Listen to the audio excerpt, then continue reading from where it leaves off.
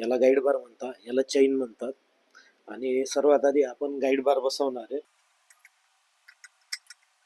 हा जो गाईड बार आहे हा असा पुढच्या पोझिशन मध्ये न ठेवता असा मागे ढकलून द्यायचा. बेरिंग आहे त्याच्या सरळ रेषेत तो आला पाहिजे. चेन घेणार आणि चेन लावताना हे ब्लेड असतं, हे जे ब्लेड आहे हे याचं इकडे टोक असतं, हे जे टोक आहे ते कायम पुढच्या साईडला असलं पाहिजे, नाही तर चेन उलटी लागेल.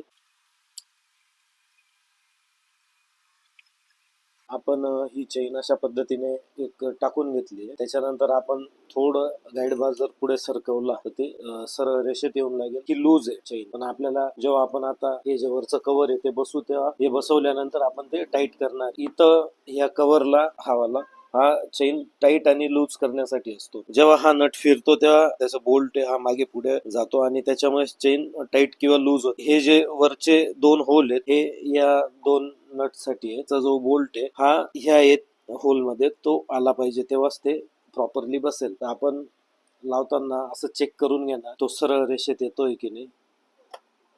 आता तो थोडा पुढे आहे तर आपण स्क्रू ड्रायव्हरने हा नट पिळून त्याला मागे करून घेणार. हा नट पिळल्यानंतर याचा बोल्ट मागे पुढे जातो आणि आपण हा बोल्ट ह्या होलच्या रेषेत आणतोय अशा पद्धतीने सेट करून.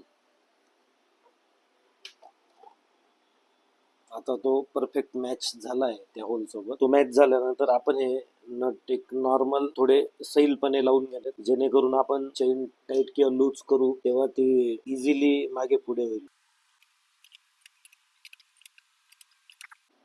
आता बघा आपण चेन आता टाईट करणार आहे. जशी जशी आपण टाईट करू ही लेवल वरती जाईल चेनची.